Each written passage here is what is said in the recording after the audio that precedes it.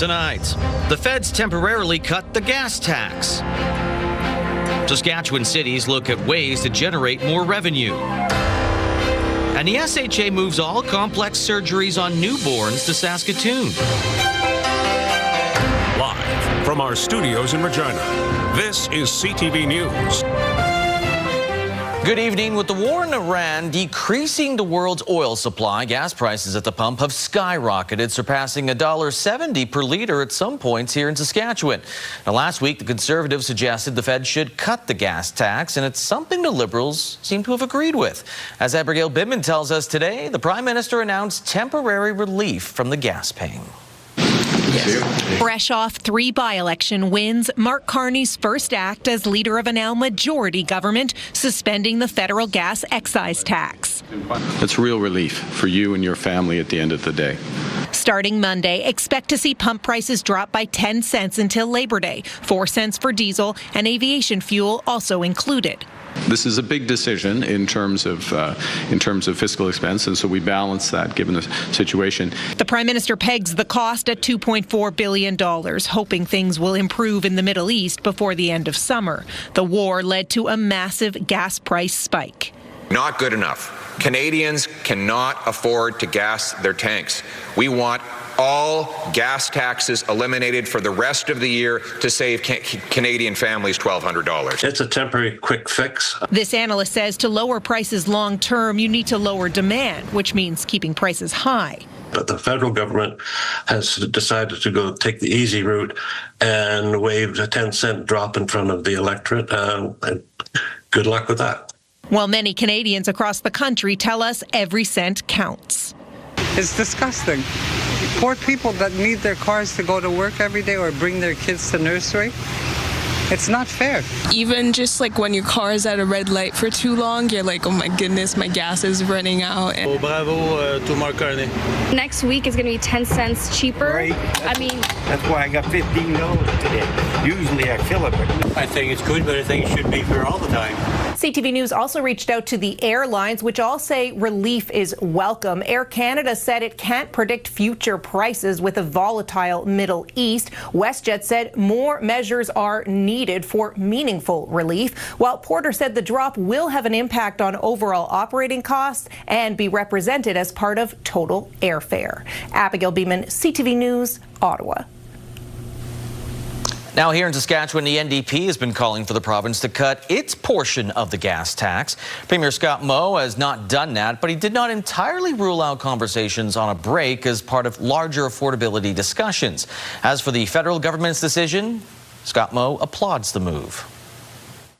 We welcome affordability measures. That's something that we've been focused on in a different way, in cutting income taxes, cutting taxes across the board for Saskatchewan families since we formed government, and always, looking as to, how can we do more, but how can we do more in a permanent and sustainable way.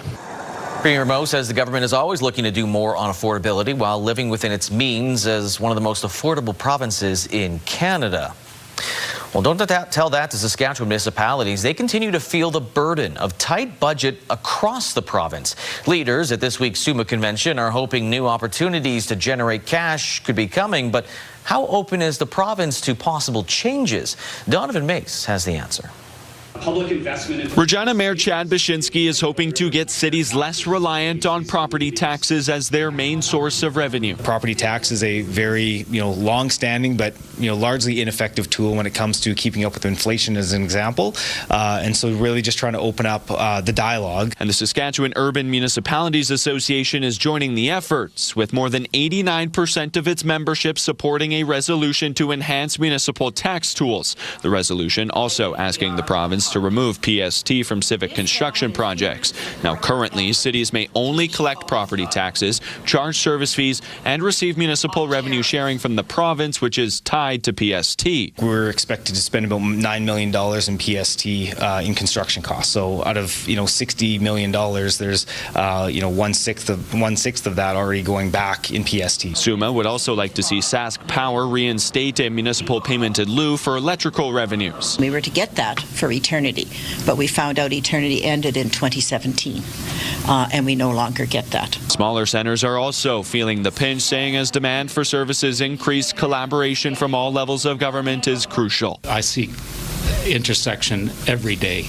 And collaboration and challenges being present way beyond what was once our cozy little town defined by our town perimeter. The province regularly reviews available tax tools for municipalities and is open to changes. We can't take one side over another entirely, but we try to ensure that there's space for our municipal partners to be able to exercise and use tools under the tax tools within the Act. Now, SUMA is insisting on the tax expansions because they say municipal revenue sharing has not kept up with the costs to run cities. Donovan May, CTV News, Regina. Complex surgeries on newborns will no longer be performed in Regina. The procedures are being moved to the Jim Pattison Children's Hospital in Saskatoon.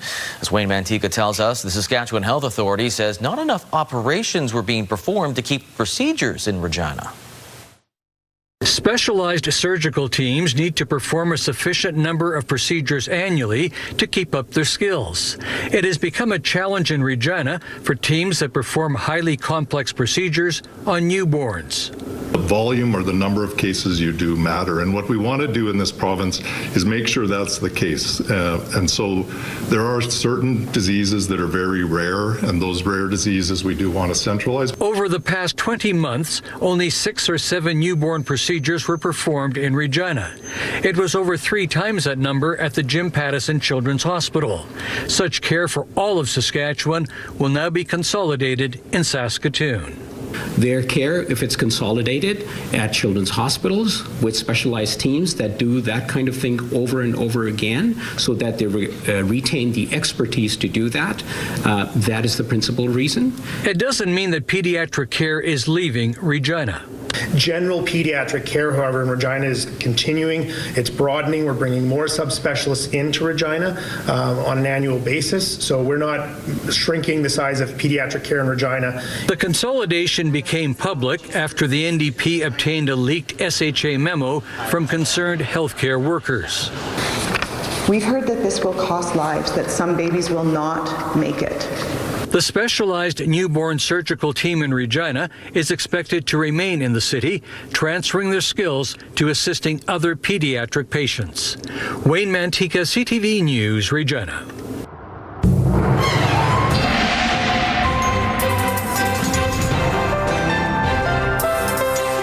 Sabine joins us now for our first look at weather, and not a bad day today in the city of Regina and in southern Saskatchewan.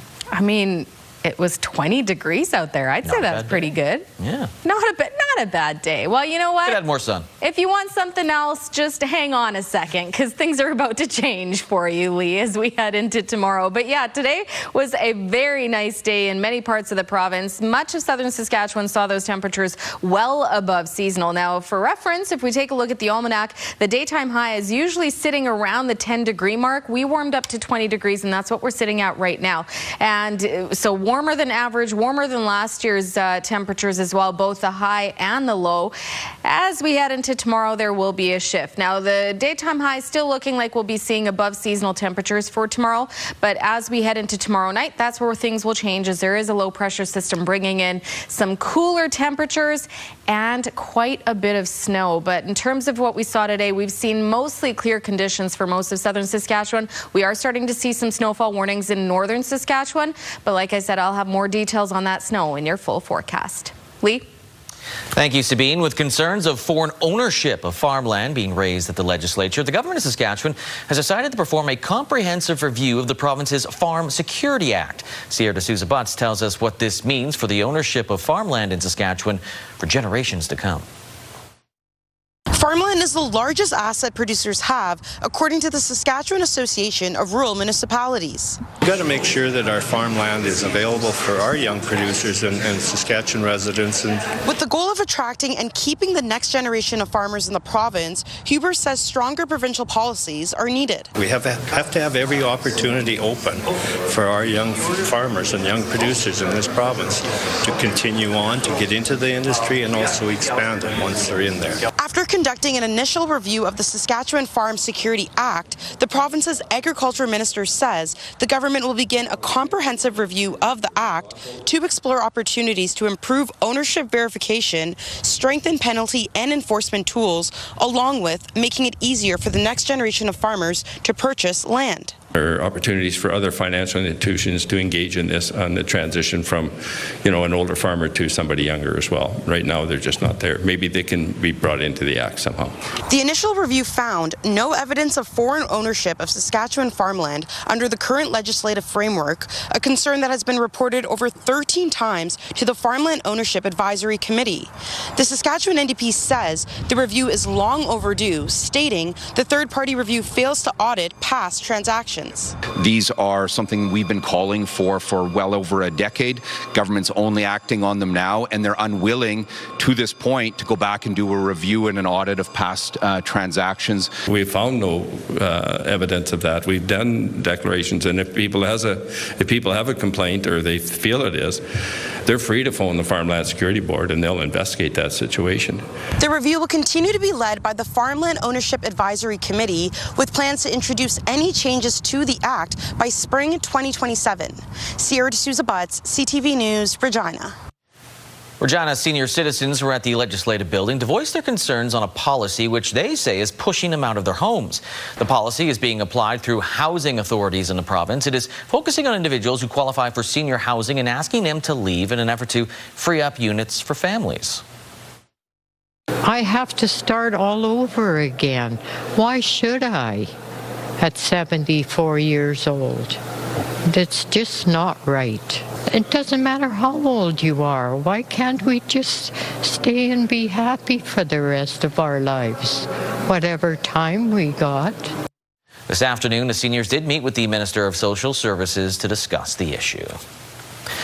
The RM of Sherwood has council quorum once again after the government appointed 4 new members to fill temporary vacancies. It comes after the RM's Reeve and 3 councillors resigned last month with no reasons provided for their departures, leaving the council with less than half of its members. So the province now confirming it has appointed former Saskatchewan Association of Rural Municipalities President Ray Orb as Reeve, with Mitch Huber, Donna Strudwick, and Judy Harwood named council members. What we need to do is to pivot to support that community. And in doing that, we look to people who have had municipal experience before, so that there's not a long onboarding process. And obviously, when you lose quorum, you lose the majority of your council. So we want to make sure that we're appointing people that are skilled municipal leaders that have had a tenured service in other municipalities as well. Huber is the former Reeve for Edenwald, while Harwood has previously served as Reeve for the RM of Corman Park. They will serve until an election can be held in November. The RM Sherwood's next council meeting is set for Monday, April 20th. Regina police have released surveillance footage of a suspect behind the arson of a vehicle in East Regina in hopes the public might be able to assist. It happened around midnight on April 11th. On the 4600 block of Moutry Crescent, the suspect lights a match, throws it inside the vehicle, causing a small explosion. Afterwards, police found a rag sticking out of the gas tank entrance and a broken window believed to be from a rock. Anyone who has information on this suspect is asked to call police or Crime Stoppers. A Saskatchewan man who was previously convicted of promoting hatred against Jewish people and impersonating a peace officer in Saskatoon has been charged by RCMP. 35-year-old Travis Patron is charged with 1 count of willful promotion of hatred. The charge follows a report Carlisle RCMP received last April stating hateful material was posted online in a public forum. Investigators determined a person was promoting hatred against an identifiable group. Patron, who is from Redvers, Saskatchewan, was found guilty of hate speech in October of 2022 in connection with an anti-Semitic video he posted online. He has also been convicted of assaulting 2 Regina teachers and in 2024 convicted for impersonating a peace officer in downtown Saskatoon. He is scheduled to appear in court on his latest charge next month. Potential closure for a Saskatchewan family. Toronto police say they've identified human remains from a man's death in 1992. Police credit the use of DNA technology to identify the man, who they are only identifying publicly as Kevin. A family member's DNA was found to be a match nearly 34 years after his body was found in the Inner Harbour area of Lake Ontario, just off the shore of downtown Toronto and Billy Bishop International Airport. The death was considered non-suspicious, and attempts to identify the man through normal investigative techniques was unsuccessful. CTV News has reached out to Saskatchewan RCMP for details on any potential links to long-term Saskatchewan missing persons investigations. The Sikh community of Regina gathered at the Saskatchewan Legislative Building today to celebrate a key part of their history.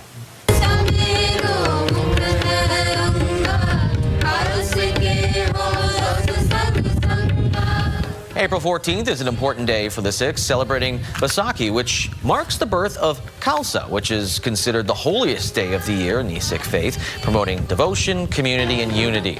Khalsa was founded by Guru Gobind Singh in 1699. Khalsa means pure, and he created Khalsa Sajna Divas, which means Khalsa, which means pure, and Sajna Divas, which means created. And he gave the Sikhs and the Khalsa. Khalsa means pure, the courage to fight against injustice. I would want everyone to be proud of your heritage and your religion, and to treat everybody equally and fairly. Also marks the first year since Saskatchewan proclaimed April as Sikh Heritage Month. The student bar on the University of Regina campus, formerly known as the Lazy Owl, will be home to something new. The Study Bar and Grill will open later this month at the former Owl in the Riddell Centre, run by Triffon's Pizza. The university said in a letter posted by the U of R Students Association that it's part of efforts for the U of R to expand its on-campus dining options. It will also be available to host student clubs and association events, which have otherwise been absent with the Owl shut down. Well, warmer weather means more outdoor activities, and that includes golf. Today, 3 city courses, Tora Hill, the Murray, and the Joanne Goulet, opened up their driving ranges. Price ranges from $10 to $14.50, depending on the size of bucket you get. As for the courses, they are expected to open later this month. Still ahead, how much confidence do Conservatives have in Pierre Poilievre after the Liberals snag a majority? And remembering the victims of the Holocaust.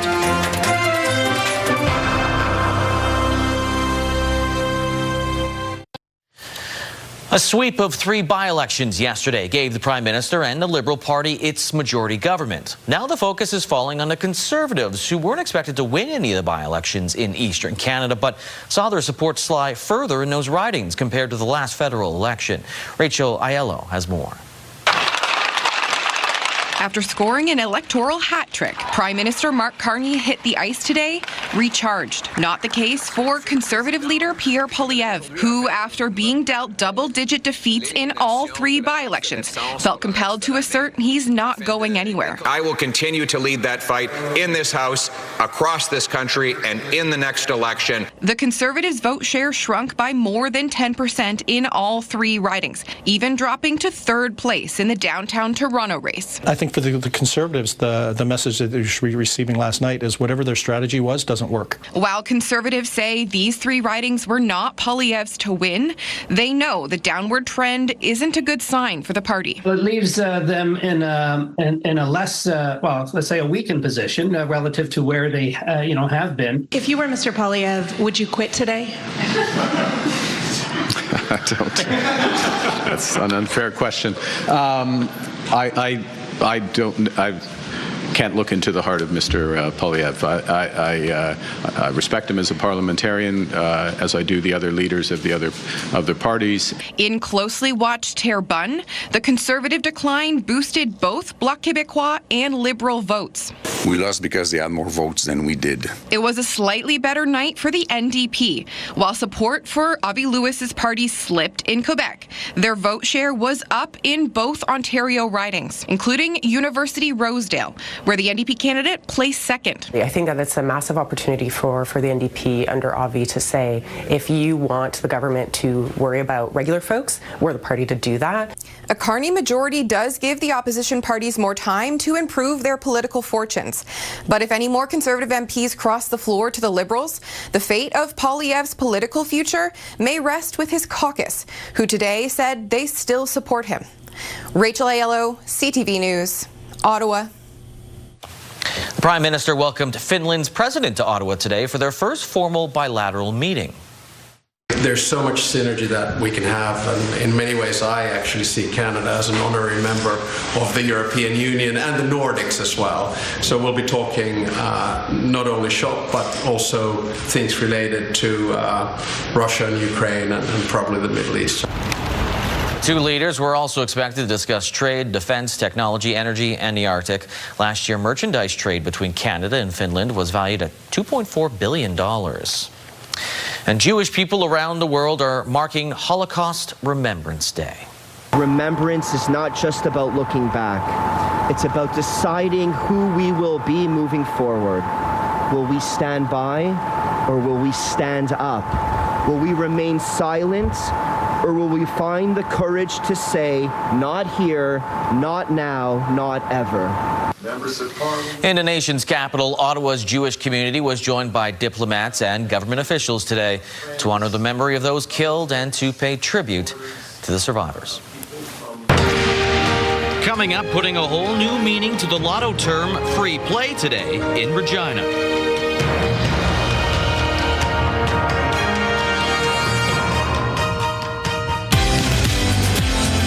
The annual SUMA convention is drawing to a close. Wednesday on Your Morning, we are going to see up the final day of the Urban Municipalities Gathering and its value with Weyburn's Mayor.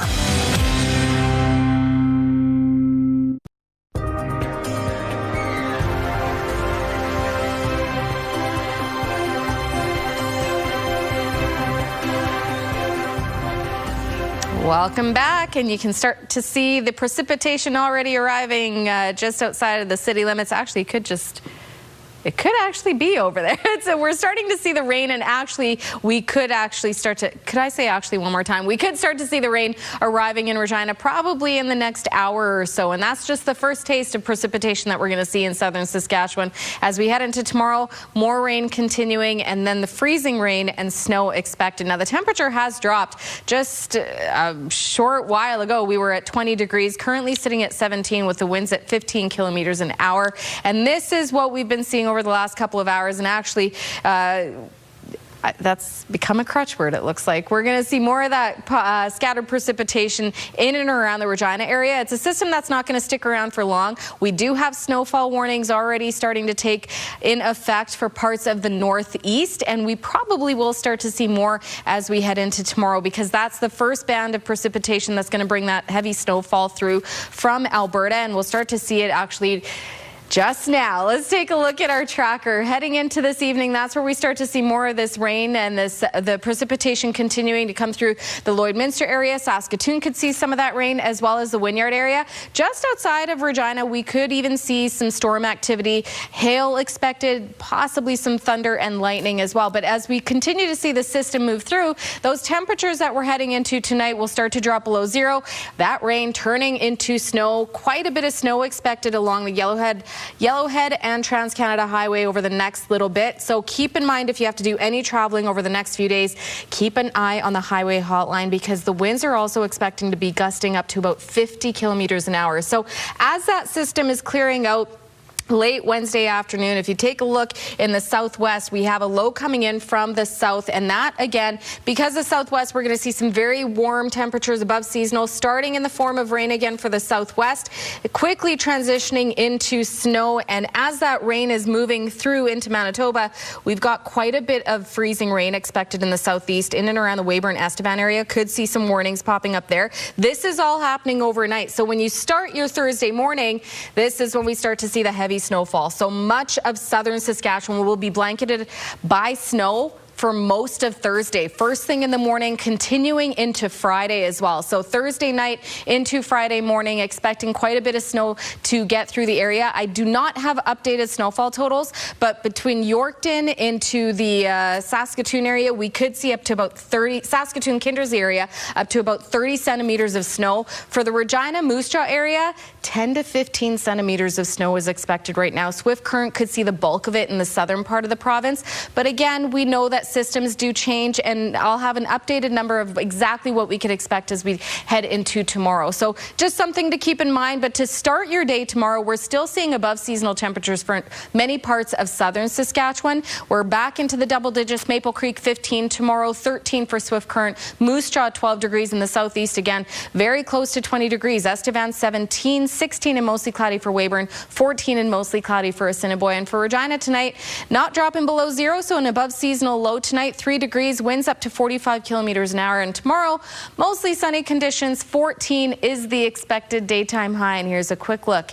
at your next 7 days. So 14 tomorrow, then we dip below zero for our daytime highs Thursday, expecting snow throughout all day, morning into evening and into the overnight. -5 is the expected daytime high. Friday morning, we're still going to have some snow first thing in the morning before it starts to clear out late in the morning. -4, and then we're back into above seasonal temperatures as we head into the weekend and into next week. Back into double digits and back up above seasonal temperatures. So the next day or two is going to be not very nice because of the snow and the temperatures and the wind. So something to keep in mind if you're planning on any outdoor activities. It just seems every time it snows right now, it's not like a couple centimeters. Every spring storm's just dropping 15 to 30. But, I mean, on the other side of it, we're going to see those temperatures warm right back up. So hopefully we'll see a quick melt. Let's hope we see that. Thank you, Sabine. You bet. Well, Lotto Max actually had members out in Regina today giving out free Lotto tickets. The Dream More crew gave approximately 1,100 tickets across the prairies, 225 in Regina. Receivers gave a variety of responses on what they would do with the money, including retiring sooner than planned, visiting family in another country, paying families tuition, as well as opening a cat cafe. All right, so a $25 million jackpot is up for grabs in tonight's Lotto Max draw. And the rules, they've changed a bit. The cost of a ticket has increased, but so have the amount of numbers that you can choose. Colton Weens takes a look at what this does to your odds. And you'll see on my ticket at the very end there, I do in fact have a 52 in my selection. So I'm hoping that first draw is going to give us one of those new numbers. University of Waterloo Associate Professor Michael Wallace has his new Lotto Max ticket ahead of Tuesday's draw. And there's new rules in effect that he says will impact how it all works. In some ways, your odds have got worse on that front. But OLG is trying to make it up to us by giving us an extra line or an extra play per ticket. On Friday, the cost of a Lotto Max ticket went from $5 up to $6. Each ticket now also includes 4 lines to play on instead of 3, and players can choose a combination of 7 numbers from 52 rather than 50. The main thing you're probably going to notice is that you do have a slightly higher chance of winning prizes. So mainly that's going to be those smaller prizes like a free play or a $20 win, but your odds of winning any prize are going to increase slightly from about 1 in 7 to, under the new rules, a little better than 1 in 6. Wallace says those who have a subscription to the lottery may not notice much of a difference. When we think about this as statisticians, we think about what your expected return is. On average, you're expected to get about 50% of what you spend back in prizes. So for every $100 you spend, the average player will get about $50 back. And while Wallace believes OLG may see higher revenues from this change, for consumers, he says the game is mostly the same, but the chance of a big win is what keeps people playing. Myself included. Even as a statistician, I know my odds are terrible, but you can't really resist thinking about that what-if scenario, what if those numbers come up. Wallace says one of the very few strategic things lottery players can do is try to avoid choosing common numbers. The one thing you can do, and it's not got a great chance of helping, but every little helps, is try and pick numbers that you think other people won't pick. Colton Weens, CTV News, Waterloo. Still ahead despite returning to the WHL playoffs, Regina Pats have decided to make a change behind the bench.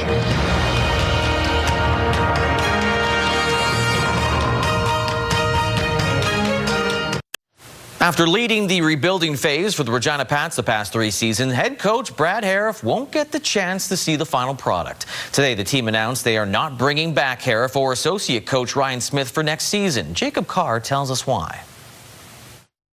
After 11 seasons, 3 as a head coach, 8 as an assistant, Brad Haroff's tenure with the Regina Pats has come to an end.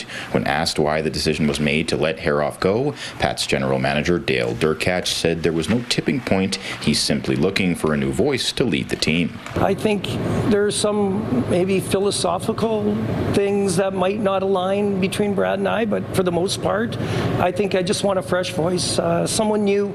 He was with the organization a long time, good man. Durkach had previously mentioned wanting team stability as the players cleaned out their lockers earlier this month, but also said he would be doing a top-to-bottom team evaluation that included staff and players. Those close to the team, like Pat's color commentator Drew Posty, says he believes there were a few factors that led to the staff shakeup. Some people might be surprised because the Pats did reach, the goal that they wanted to this year, but those two things, Ken Schneider retiring, Dale taking over as GM, are usually present opportunities to start fresh and hire your own staff. The club is looking for a good communicator in its next coach that can connect with the players, among other things. I think overall style of play. We're moving in here with, I think, a lot of good young players. With, we should play an up-tempo game with speed and be aggressive. So the search officially begins for the now 2 vacant positions on the Pats coaching staff. After Haroff spent the last 3 seasons at the helm of a team rebuild, the next step forward will be overseen by a new bench boss as Regina looks to improve on their first-round playoff exit this season. Jacob Carr, CTV News, Regina. SJHL semifinals are headed to Game 7. Last night, the Yorkton Terriers overcame a 2-goal deficit to beat the Battlefords. Shane takes it away from Coventry. 2-on-1 here for the Terriers. Korshane across to Zawatsky, and he scores! Jai Zawatsky scored the winner in the 3rd period. Gabriel Korshane and Tylen Henriksen added insurance markers as the Terriers won 6-3. Yorkton dominated the 3rd period. They outshot the Stars 21-1. Game 7 goes tomorrow night at the Westland Arena in Yorkton.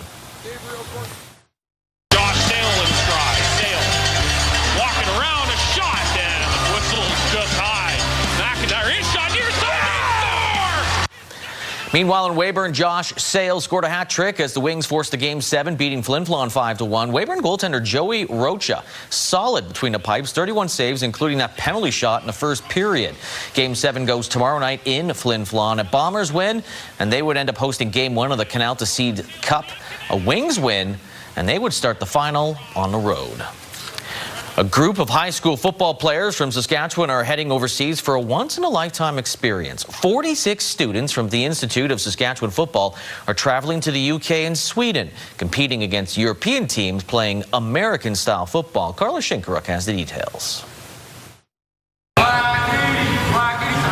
It's called the Institute of Saskatchewan Football. Now in its 2nd year, it offers a full semester of high school credit through the Distance Learning Centre in partnership with Saskatoon Minor Football. They love football. They're here to train. Teacher Brian Giebert, who played for the Hilltops Huskies and in the CFL with the Blue Bombers, developed the curriculum. Athletes from 6 school divisions across the province train daily. For the first time, they're preparing to head to the UK and Sweden to compete against players from across the world. Lots of high school kids go on Europe trips, so why not a Europe trip where we get to go play football and compete against some other high school kids that are doing the same thing as us. The girls play flag football, the boys American-style football in preparation for the European trip. For the American game, so it's going to be 11 people on the field instead of 12.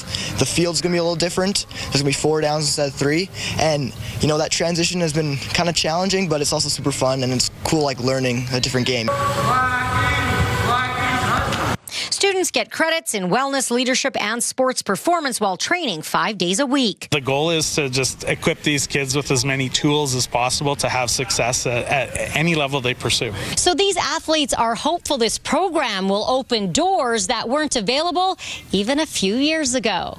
I definitely want to go to the next level, play junior football, even youth sports. I'm really hoping to come out of this and go somewhere and commit somewhere further, whether that's in the States, in Canada, wherever it is. And off the field, preparing them for jobs on the business side of football also. For now, they're focused on Europe. It's super exciting, and just being able to go to Europe, nobody just gets to say that, so it's going to be a great opportunity for all of us.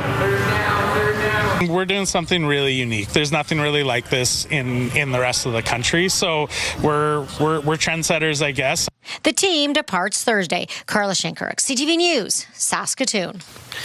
Two Olympic gold medalists and a Grey Cup champion were among the inductees to the Saskatchewan Sports Hall of Fame.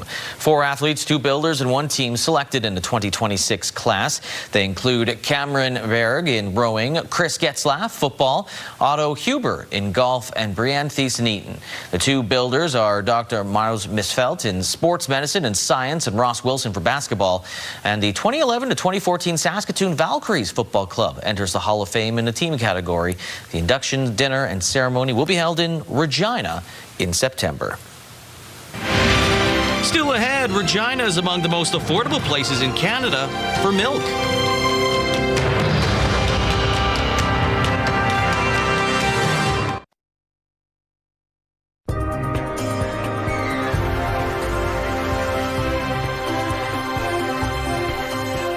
All right, welcome back. We're going to take a look at your forecast for tomorrow.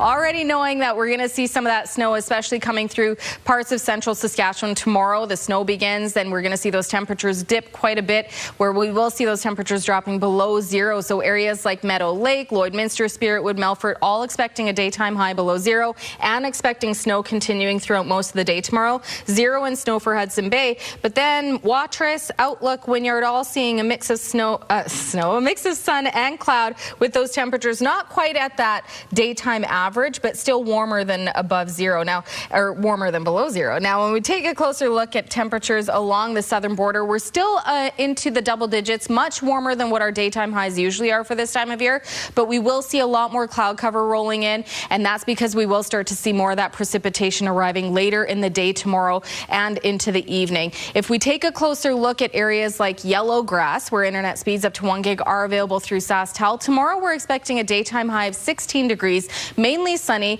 but the wind chill will be closer to about 14 degrees. And then heading into tomorrow night, that temperature will drop below 0 to about -1, and that's when we can expect to see the rain and freezing rain arrive into the evening and into the day after.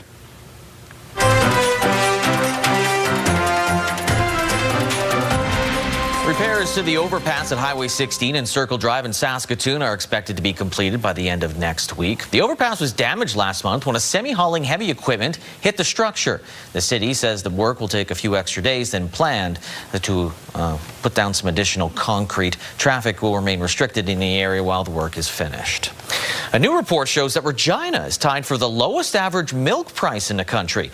In its Canadian Fluid Milk Report, Field Agent says Regina's average of $1.60 per litre of 2% milk is tied with London, Ontario's for Canada's lowest. The cheapest milk in Canada, a 2-litre jug, was $2.77 at a Regina grocery store. Larger 4-litre jugs go for $5.86 at the lowest. Data collected from 185 stores in 20 Canadian markets during March, using data from Field Agent Canada's 335,000 smartphone users who conducted price audits, mystery shops, and shopper surveys. And today is Equal Pay Day. Established 50 years ago, it was meant to push the elimination of pay discrimination and greater access to affordable childcare. Heather Wright has more.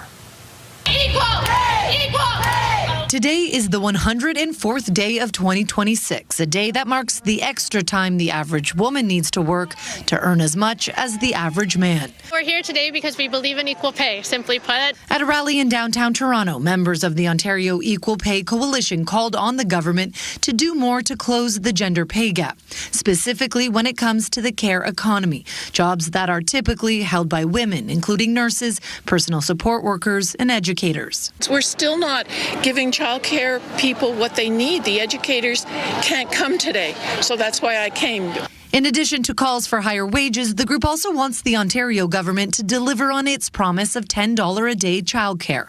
The federal government had set an April 2026 deadline of reaching that threshold. And while Newfoundland and Labrador, Prince Edward Island, Quebec, Manitoba, Saskatchewan, Yukon, the Northwest Territories, and Nunavut have all met the $10 a day target, Nova Scotia, New Brunswick, Ontario, Alberta, and British Columbia have not. The group says unaffordable childcare disproportionately burdens women. There is no work without care work. No one can go to work if their children, their elders are not cared for. According to Statistics Canada, women aged 25 to 54 earned 89 cents for every dollar earned by men in 2025, up from 81 cents in 1997. And while that pay gap has slowly shrunk over time, another one is growing. The gap between Canada's richest and poorest grew last year, driven in part by a weak job market and slow wage growth. Statistics Canada says the high cost of living and economic uncertainty are impacting a large portion of the country, with nearly 3/4 of Canadians saying the rising price of essentials is straining their finances. Heather Wright, CTV News, Toronto. Let's take a look at the farm prices. Canola street price down $1.30 to $648.13 per ton, while the futures price is down 60 cents to $704.10 per ton. Amber durum wheat is $278.59 per ton. Red spring wheat, $277, or was at 14 cents. It's now $279.02 per ton after an increase of $1.88. Feed barley, $250.88 per ton. Flax, $630.54 per ton. Prices courtesy of Bunge and Ice Futures Canada. Markets, the TSX jumped up 223 points. The Dow Jones jumped up by 317. The Canadian dollar, it went up almost 1/10% to 72.62 cents US. Commodity, gold up $101 today and 44 cents. West Texas Intermediate crude dropped $7.18, just under $92 a barrel, while Western Canadian Select crude went up $2.62. Just past the $75 a barrel mark. While gas in Regina, remember, this is going to go down because of the decision by the federal government to temporarily stop their gas tax. Currently, though, it's at $1.69.9 per liter.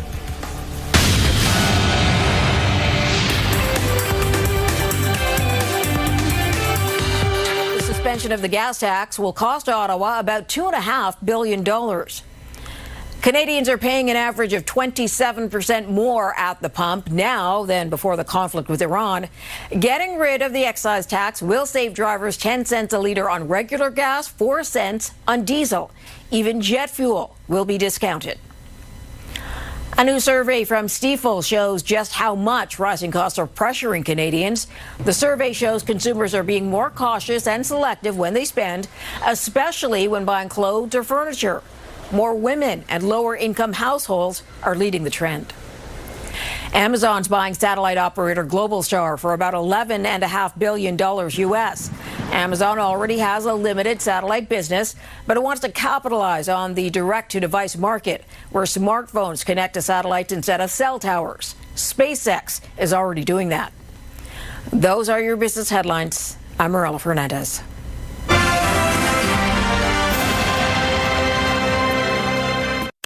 All right. Coming up tonight, Will Trent, followed by R.J. Decker. That's a show you like. It's I great. think you mentioned it. High Potential at 9, Big Bang Theory at 10, and E-Talk. So R.J. Decker gives Tom Selleck Magnum PI vibes. Ah, okay. Yeah. No game shows tonight. No. New video shows the joyous moment. The Artemis II Orion capsule was first opened after a remarkable return from the moon and successful splashdown.